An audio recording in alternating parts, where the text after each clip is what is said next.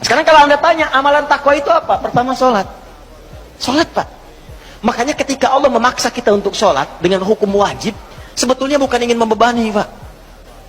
Saya sering sampaikan kalimat ini. Kalau orang paham hikmah sholat, dia akan tunggu dan rindu dengan sholat. Karena tahu setiap menunaikan sholat bukan beban kewajiban, bukan bebannya. Allah nggak butuh dengan ruku Anda, dan Allah tidak butuh dengan sujud kita.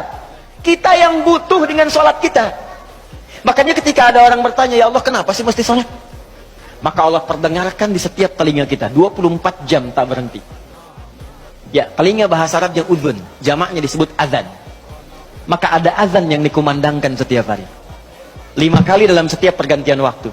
Subuh ganti ke siang, zuhur, azan lagi.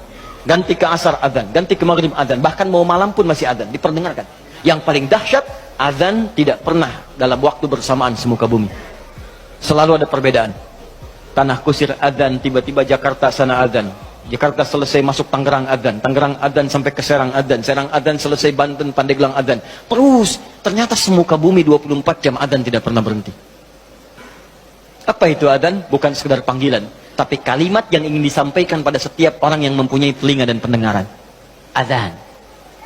Ketika diperdengarkan ada syahadat Allahu Akbar, Allahu Akbar. Makanya tidak sedikit ada orang-orang itu, Pak Ibu sekalian, masuk Islam karena dengar adzan. Dulu pernah ada orang cuma nonton, dia kuliah tuh di luar negeri. Ya. Kemudian di flatnya itu bukan cuma orang Islam, ada temannya non muslim. Yang muslim ini bagus nih, bisa dibiasakan. Dia terbiasa dengan hal-hal Islami. Bahkan tayangan TV pun dia putar yang channel one itu dari Mekah tentang sholat, baca Quran. Ini bisa kita biasakan. Ke kantor, kalau sedang senggang baca mushaf, baca hadis. Mungkin bagi sebagian orang, dengan izin Allah dapat hidayah. Lewat kebiasaan kita. Begitu sedang membuka tayangan itu, muncullah sedang sholat isya. Tayangan persiapan sholat isya langsung dari Masjidil Haram. Yang non-muslimnya tiba-tiba datang.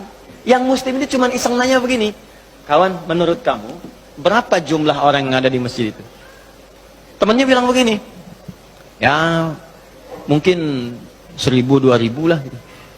Ya. Apa jawab yang si muslim ini? Ada di sana sekarang setidaknya 500.000 orang sebelum dilakukan perluasan. 500.000 orang. Pertanyaan kedua, perhatikan kalimatnya. Menurut kamu, berapa lama waktu yang dibutuhkan untuk membuat mereka semua rapi seketika? Dia berpikir sejenak, kemudian dia jawab, mungkin seminggu 2 minggu kayaknya. Seminggu 2 minggu, sepekan 2 pekan. Kata si muslim ini, aku akan tunjukkan kepadamu, tidak sampai 5 menit semuanya akan rapi dan baris. Kata yang kawan tadi, mustahil, gak bisa itu. Tadi kan, rasionalitasnya jalan. Ketika rasio sudah mulai jalan, maka mudah bagi Allah memberikan hidayah dan hikmah kepada jiwanya. Maka seketika, kata temannya yang muslim, sekarang coba lihat. Begitu qamat, Allahu Akbar, Allahu Akbar. Wah, sudah. Yang tawaf berhenti semua.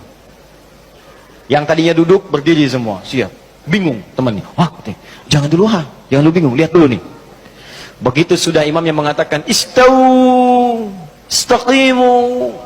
Wah, semua rapi. Saat takbir, Allahu Akbar, semua angkat tangan takbir.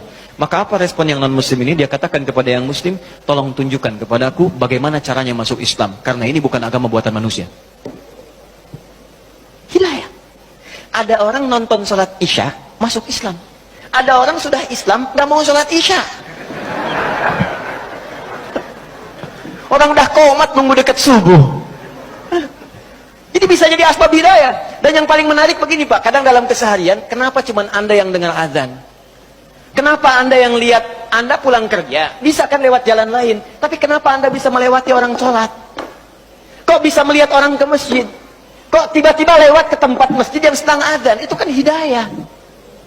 Sebetulnya Allah sedang jemput kita. Ketika Anda bertanya, kenapa kami sholat ya Allah? Dijawab lagi di suara azan. Hayya 'alas sholat. Kenapa sholat ya Allah? Teruskan. Hayya 'alal falah. Tuh, falah. Sukses dan bahagia. Ketika engkau bertanya, kenapa kami mesti sholat? Aku jawab, kata Allah, suara muadzin tuh. 24 jam aku perdengarkan padamu. Tanpa putus. Supaya kamu bahagia. Supaya kamu senang. Supaya kamu lancar. Supaya kamu gak punya masalah. 24 jam. Kalau sekali diingatkan, belum sadar, mungkin wajar. 24 jam diingatkan, gak sadar-sadar. Anda manusia bukan. 24 jam. Datang terus, kedengaran terus. Gak sadar juga. Perlu apa lagi? sekarang yang salah siapa? Jangan lagi Anda salahkan Allah. Ya Allah, kenapa saya mesti begini? Why me ya Allah? Why not, kata Allah. Kamu saya kasih nggak diambil-ambil. Makanya kalau kita sadar, cara berpikirnya begini, sholat membuat kita bahagia, maka semua orang akan menunggu waktu sholat. Karena itu ketika Anda punya masalah, kalimat sholat itu ketika disebutkan di Quran, bersanding dengan solusi. Quran surah kedua ayat 45. Wasta'inu bis-sabri was. Kalau engkau punya masalah, kata Allah, maka minta kepadaku. Sabar terima masalahnya, karena semua orang punya masalah. Bukan Anda saja, kata orang, semua orang hidup punya masalah. Perhatikan Quran surah kedua ayat 155. Walanabluwannakum bisyai. Semua orang yang hidup, kata Allah, aku akan uji dengan persoalan, diuji dengan masalah. Masalah ini aku turunkan bukan ingin membuat hidupnya bermasalah. Perhatikan bahasa Qurannya. Tapi ingin meningkatkan kualitas hidupnya. Sebab kalau hidup nggak ada ujian, kualitasnya nggak meningkat. Anak SD itu masuk SMP kalau sudah lewat ujian. Harus diuji supaya kadar keilmuannya bisa diketahui layak untuk masuk SMP. Kalau nggak ada ujian, nggak ketahuan peningkatan ilmunya. SMP ke SMA ada ujian. Jadi kalau tahap yang sederhana saja ada ujian, apalagi hidup yang begitu kompleks, pasti ada ujian. Di cara berpikirnya jangan salah. Ketika sedang punya masalah, sesungguhnya Allah sedang akan meningkatkan kualitas hidup kita.